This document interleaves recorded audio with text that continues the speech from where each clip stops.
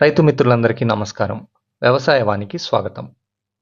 ఒకవైపు మార్కెట్లో మామిడి ధరలు వినియోగదారులకు ఎక్కువగానే కనిపిస్తున్నాయి.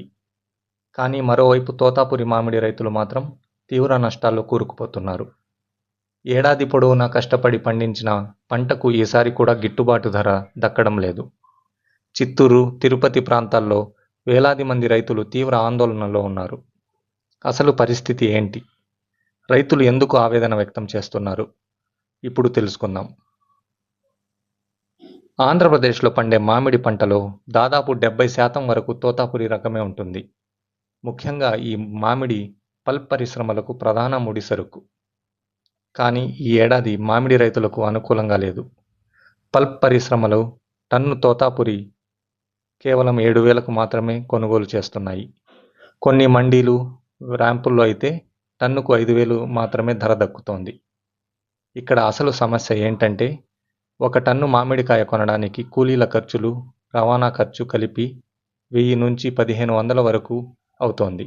అంతేకాదు ఏడాది మొత్తం రైతులు ఎరువులు, మందులు, నీటి నిర్వహణ, తోట సంరక్షణకు భారీగా పెట్టుబడి పెట్టాల్సి వస్తోంది. అంటే రైతుకు చివరికి మిగిలేది లాభం కాదు, అప్పులే. ధరలు పడిపోవటానికి అనేక కారణాలు కనిపిస్తున్నాయి. మొదటిగా, తోతాపురి మామిడికి ఎక్కువ పల్ప్ పరిశ్రమలపైనే ఆధారపడి ఉంటుంది. మార్కెట్లో కొనుగోలుదారులు పరిమితంగా ఉండడంతో రైతులకు మంచి ధర దక్కడం లేదు. రెండవది, గత కొన్నేళ్లుగా ఉత్పత్తి పెరగడం, ప్రాసెసింగ్ సామర్థ్యం తక్కువగా ఉండటం వల్ల సరఫరా, డిమాండ్ మధ్య అసమతౌల్యత ఏర్పడింది. మూడవది, ఎగుమతుల్లో మందగమనం. పల్ప్ పరిశ్రమల నుంచి తగ్గిన డిమాండ్ కూడా రైతులపై ప్రభావం చూపుతోంది. గత ఏడాది కూడా రైతులు ఇలాంటి సంక్షోభాన్ని ఎదుర్కొన్నారు. అప్పుడు ప్రభుత్వం కిలోకు ₹4 ప్రోత్సాహకంగా ఇచ్చి కొంత ఉపశమనం కల్పించింది.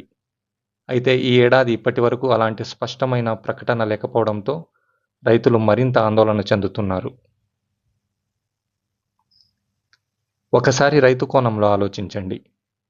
ఏడాది పాటు శ్రమించి పండించిన పంటకు ఖర్చులు కూడా రాకపోతే రైతుల పరిస్థితి ఎలా ఉంటుంది? చాలామంది రైతులు ఇప్పటికే అప్పుల్లో కూరుకుపోయారు. కొందరు తోటలను నిర్వహించడానికి ఇబ్బంది పడుతున్నారు. రైతుల కుటుంబాలు భవిష్యత్తు ప్రశ్నార్థకంగా మారుతోంది. ఇది కేవలం మామిడి ధరల సమస్య కాదు.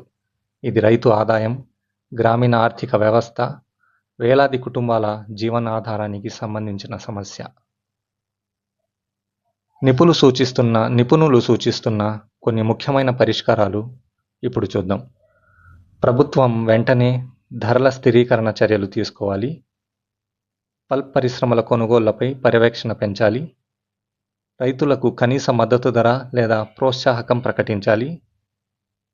ఎగుమతులు, ప్రాసెసింగ్ యూనిట్ల సామర్థ్యాన్ని పెంచాలి.